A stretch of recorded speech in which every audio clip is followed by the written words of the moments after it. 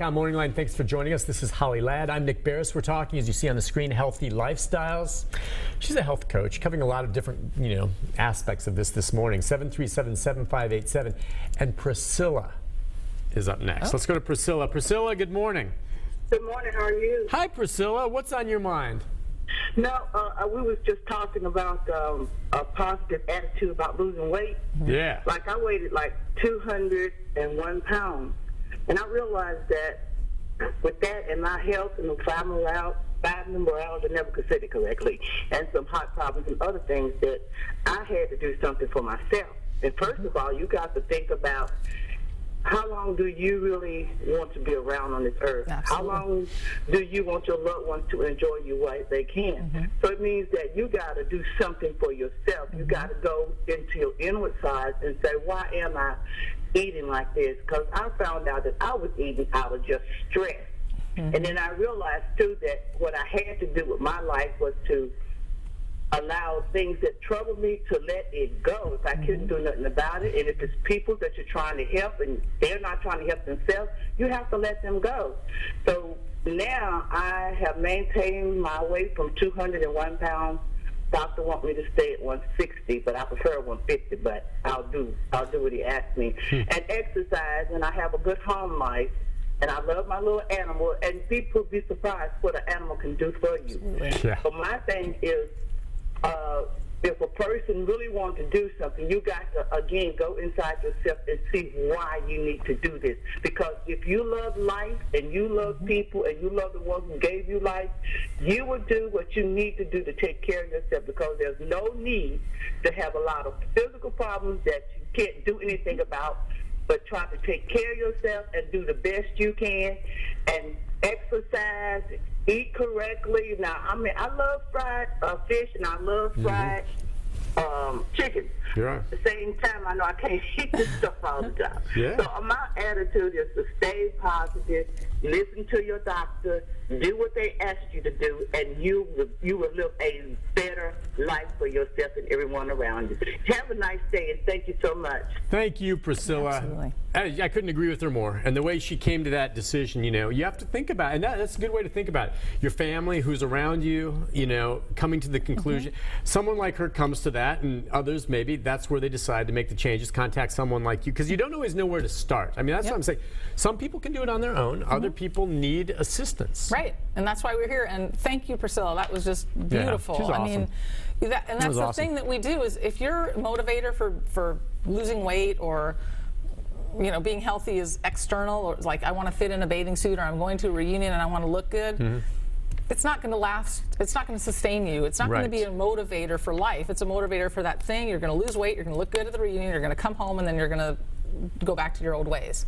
So you do really have to look within and what do you want out of this life, and how do you want to be alive? And Yeah, it's simple for me, because look, I can be a vain guy. Yeah, I'll admit it, Holly. Okay, I can be vain. Okay, justified or not, I can be vain. That's okay. But I don't give a hoot about like what you just said about the looks and appearances beyond what we have to do to present ourselves on TV.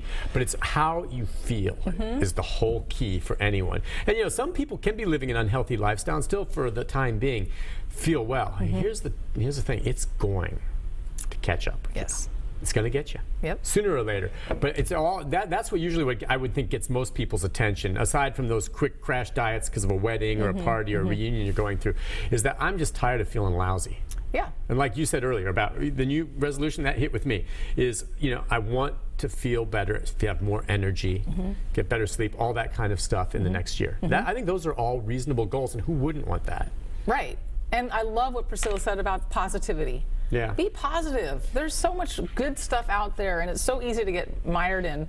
I'm not good enough. I'm not this. I'm not. Well, what are you good at? And focus on what you're good at, and bring that to the table. Any thoughts? Just I don't know what role they play, but she mentioned pets. Be it dogs, which is the first one that comes to mind, because you can jog with them, get out and throw the frisbee with them, or but cats, whatever pet. We're talking about pets. Does that have a component for you guys at all? Absolutely. In fact, studies have been done that having a pet will boost your immune system. Overall. Really? Yeah, because it actually reduces stress. It lowers your blood pressure. I mean, the staring into a dog's eyes releases oxytocin in both the human being and the dog. Oxytocin is our feel-good chemical hormone, and it reduces your overall stress levels and cortisol levels. So having a pet is powerful, very powerful. Just petting one. Petting it. And then if they can motivate you to go for a walk or whatever it is, then that gets you out. And that's, you say, well, I got to take the dog for a walk, so I'll go with. All right, I always like to wrap up the show with the do's and the don'ts. All right, so what in your mind, oh boy, among the things that are legal out there, so I'm not talking methamphetamine, what's the worst thing in your mind, the worst 3 or 4 things you can put in your body? Sugar. Processed sugar. But come on, that's everywhere. All right, processed sugar, bad. Bad. Cigarette smoke. Cigarettes, yeah, that's really bad. Yeah. Artificial sweeteners. Like in the diet sodas. Diet soda, aspartame, Splenda, any of that. Anything that's not naturally sweet. Okay, a lot of people, and I wonder why we don't see more of this. I was telling you about how my wife is trying to switch a little bit from some of the diet sodas she likes to sparkling waters, which are still carbonated, but are just, there's no sweetener in there. So she started adding stevia, which, for those who don't know, it's a naturally occurring sweetener. I had a stevia plant in my garden a few years ago, and you go down there and pluck off a leaf, pop it in your mouth. Sweet. Sweet. Now, stevia is a great sugar substitute, I think, or, well, sugar, or especially artificial sweeteners, right? Yes. What do you think of stevia? No, I think stevia is great. Okay, there's no calories, right? There's no calories. It doesn't affect your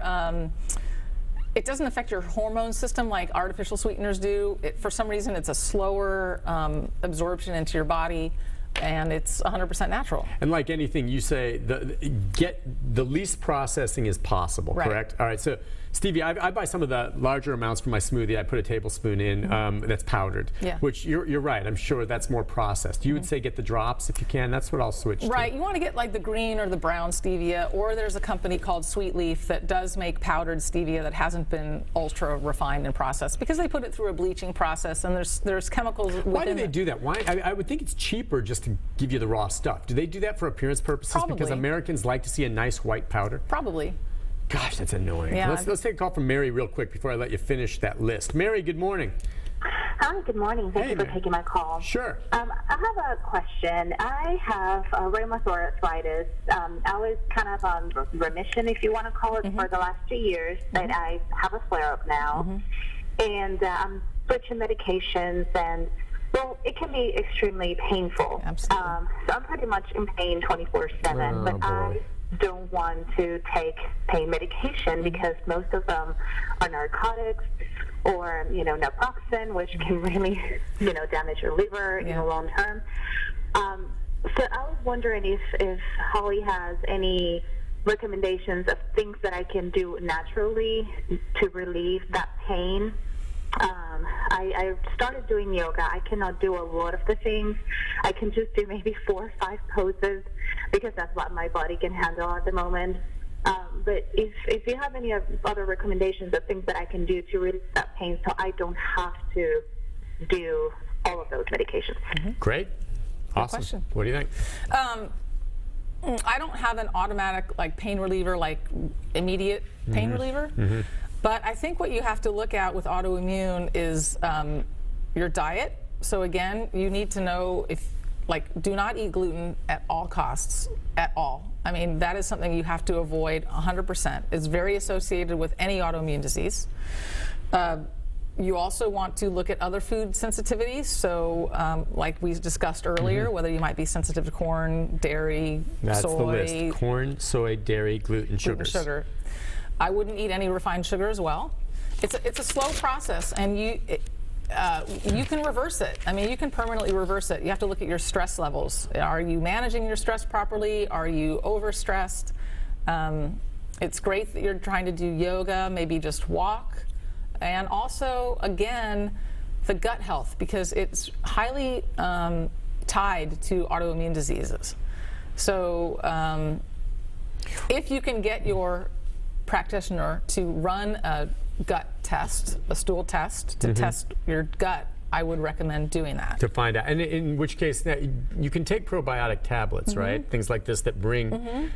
Can those harm you in any way, to your knowledge? I mean, you take one, I mean, they're over the counter now. Yeah, and there's probiotics you can buy. I mean, it's just bacteria, right? Yeah, I take them. And the idea, and what you find, you take one a day, or I take one in the morning. And it's funny because you read it. Some of these probiotic tablets. This is guy 1 billion microbes. And you're like, wow. And a lot of people hear bacteria and they think negative, germs. But there are some very, very healthy, important bacteria. Right, and you want to make sure there's a good diversity of bacteria within the probiotic. Okay. And they say 1 billion, but they start with 1 billion, and the shelf life kind of kills off. Okay, some, but you're getting but you're getting a lot. You're getting 500 million. I mean, that's a lot. Yeah. And that just restored.